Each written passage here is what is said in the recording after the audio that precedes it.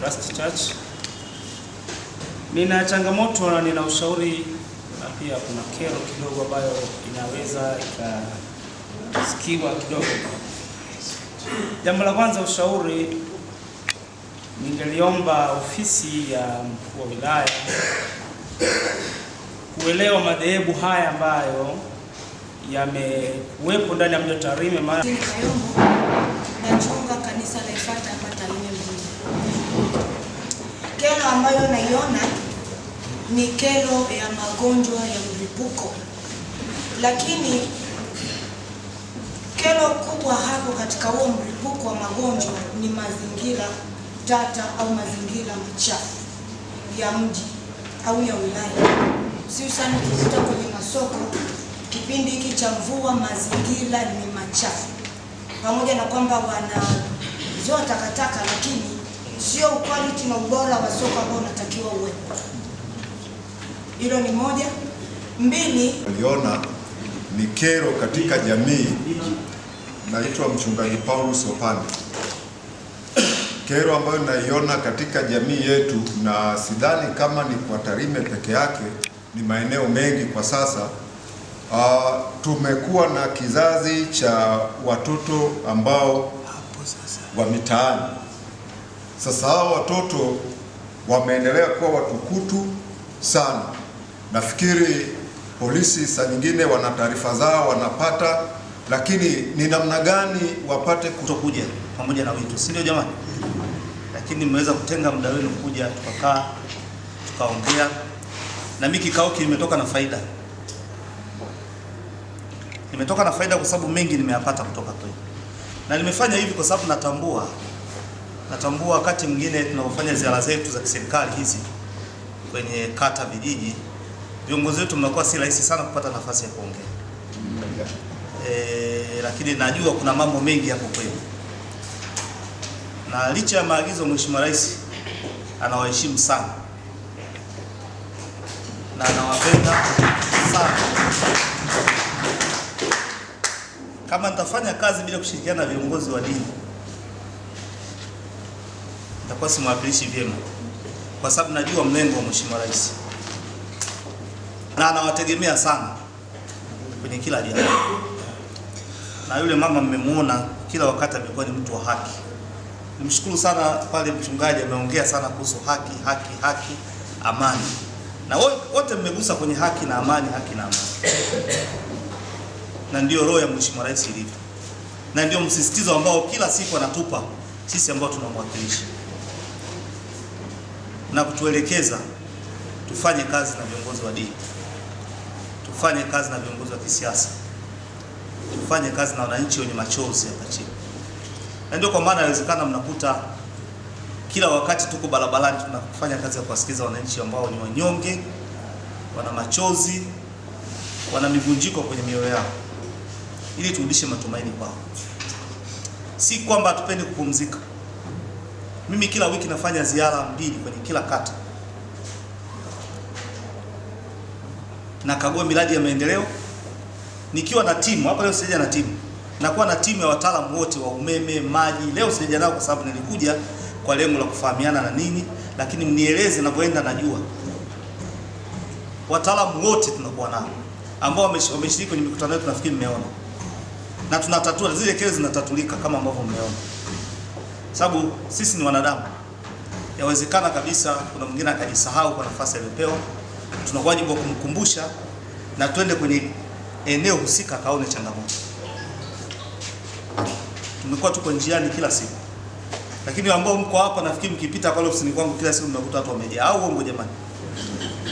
Ni lazima tutengeneze matumaini kwa wananchi. Tushuke kule chini tuongee nao. Na mmoja ameniuliza wewe si ni Mkristo au nini, Muislamu? Lakini mimi ni wa dini zote. Madhehebu yote. Lakini nimebatizwa Roman Catholic na nimepata kipaimara kwa Baba Mtakatifu Yohane Pili. Kwa hiyo namjua Mungu. Namwona sawa na jeshi wa Mungu. Na nimepitia sakramenti zote kwa mujibu wa imani yangu.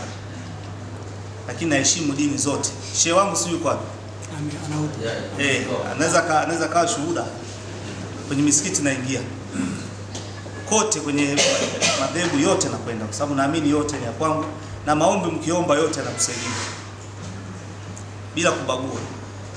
Lakini washukuru kipekee kwa haya mlioyasema, yote ni mengi sana, ambayo na mimi naweza nikasema majibu mengine nayo, mengine sina, lakini yale ambayo naweza nikajibu general nitayatoa majibu, ili na nyinyi mwende mkayasemee, sababu najua nikiongea na wewe mchungaji hapa naongea na kundi zima na viongozi.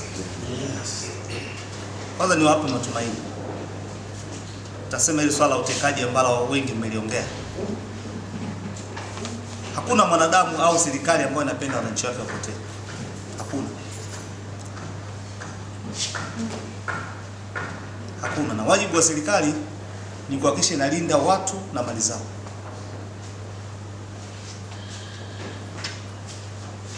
Na hakuna kitu ambacho kinamuumiza Dr. Samia Suluhu Hassan kila anaposikia tukio la utekaji. Lakini nafikiri mnatambua sisi ni wanadamu, upotoshaji upo mwingi. Wapo watu ambao walionekana wametekwa lakini baadaye wakaonekana kwa sababu tofauti. Si ndio jamani? Yeah. Kwenye nchi hii kwa swala watu kupotea kuna sababu nyingi. Kuna sababu za uhasama baina yao wenyewe, kuna sababu za kibiashara huko ndani, kuna sababu za fitna, kuna sababu za visasi. Sio kama tunaelewa vizuri. Sio kutekana tu, hata watu kuuana. Sio makusudi yetu. Lakini serikali ni wajibu wake kupitia vyombo vya usalama ambao vinafanya kazi kubwa ya kufanya uchunguzi wa kina. Na pengine tusingefanya uchunguzi, yawezekana ingekuangukia hata askofu au mchungaji kwamba umeua. Halafu ukabeba mzigo ambao si wako.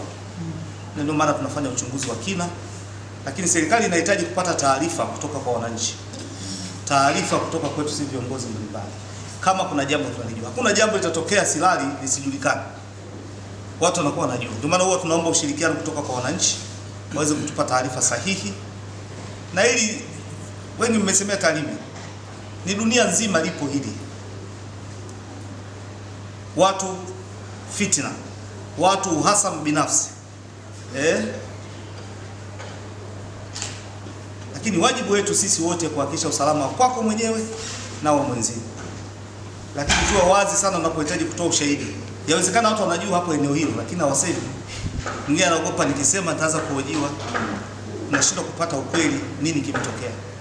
Kwa tuwaombe hata kwenye majumba yetu ya ibada, kuwaeleza wananchi wetu, kuwaeleza waumini wetu, linapotokea tukio namna hii, watusaidie sana vyombo vya ulinzi na usalama kupata taarifa. Taarifa ambazo ni sahihi, sio za kumuonea mtu. Na wengine walitajwa lakini walionewa kwa sababu ya chuki zao wenyewe. Ndio maana tunafanya utafiti. Tunafanya uchunguzi wa kina, na vipo vyombo kabisa vimepewa kazi ya kufanya uchunguzi. Tusinyoshiane vidole kwa uchochezi, husuda, haitapendeza sana. Nilipata kesi moja hapa, mchungaji anaambiwa amempa binti mwanafunzi, amembaka mwanafunzi, kiongozi wa kiroho. Lakini tumeenda kufuatilia kwa undani tukakuta sio yeye, ila kwa sababu tu tofauti za imani watu wamechomekeana. Sasa kama tutayachukulia hivyo moja kwa moja, maana yake tutaonea watu. Hatuhitaji tumuonee mtu. Na kazi inafanyika kweli kweli. Na hili jambo lazima tushirikiane. Na niwaombe viongozi wa kiroho tusaidie kukemea. Amen. Kwa sababu watekaji wawezekana kwa miongoni mwetu, wauaji wako miongoni mwetu, wabakaji wako miongoni mwetu. Yes. Kwa tuna wajibu wa sisi wote kwa pamoja kushirikiana na vyombo vya ulinzi na usalama. Na ninyi ni sehemu ya ulinzi na usalama. Ni sehemu kwa kutupa taarifa, lakini pia kwa kuwapa elimu waumini wetu ambao tunawaongoza.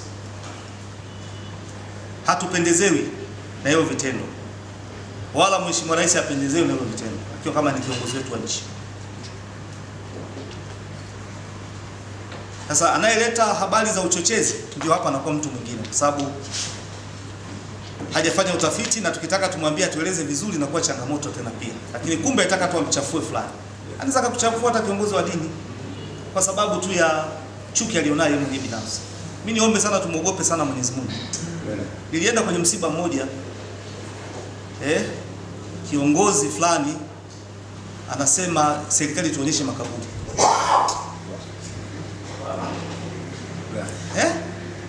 Maana yake huyu anajua, si ndio? Ndio maana nikasema hapana, usiseme kitu ambacho no research, no right to speak. Na tumekamata watu wengine ambao sio serikali, hawahusiki kabisa na serikali, wamefanya hivyo kitendo. Sasa kwa nini tusifanye uchunguzi au tuwetee vyombo ambao vina dhamana ya kufanya uchunguzi ili tupate majibu sahihi na haki itendeke? Tunajua kama Mwenyezi Mungu ndio mwenye uwezo wa kutenda haki kabisa, lakini kuna vyombo ambavyo vimepewa dhamana kiserikali humu ya kufanya uchunguzi na kutoa haki kwa yule mtu amefanya makosa. Kwa hiyo niombe viongozi wa dini tusipitie haya matukio kuleta taharuki, kuleta chuki, kuleta uchochezi au kuleta mfarakano kati ya serikali na wananchi. Serikali inafanya kazi usiku na mchana kuhakikisha kwamba hali ya usalama ipo. Nimesema hapo mwanzo wakati naanza, pasipokuwa na utulivu na amani hata sisi hatuwezi kufanya kazi. Nilikuwa na mhoji yule ndugu yangu wa Silali wapi mtu alipotelea? Mtu amepotelea ng'ambo kwenye nchi nyingine,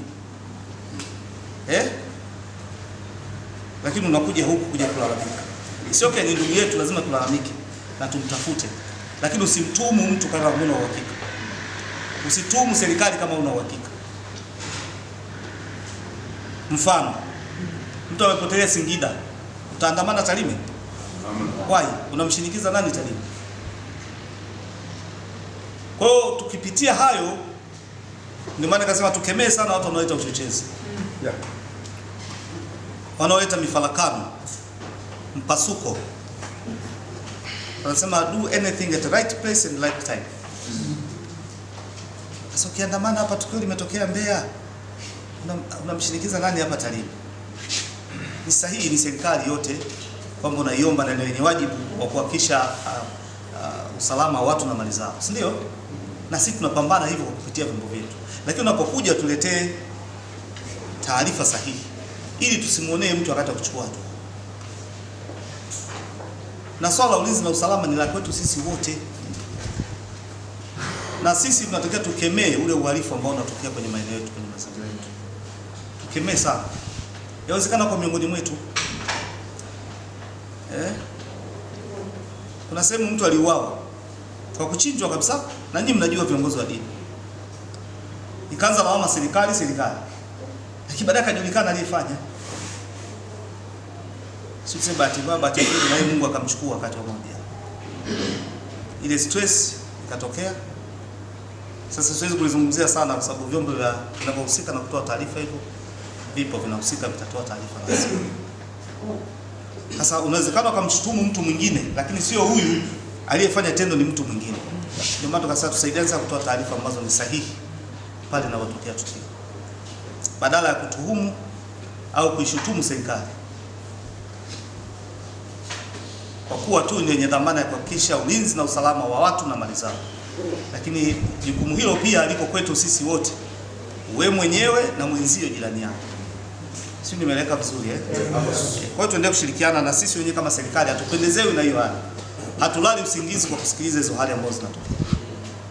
Kwa sababu lengo tunataka tuhakikishe utulivu huko. Na ndio maana tumeitana hapa kwa lengo la kuhakikisha tunasimamia amani, utulivu na mshikamano ambao tunao ndani ya wilaya yetu. Mimi naiongelea kama wilaya kwa sababu nimepewa dhamana ya kipande hiki. Na kazi hiyo nitaifanya pamoja na ninyi. Na labda niwaambie haya yote ambayo tunayafanya ni kwa ajili ya ustawi wa wilaya yetu.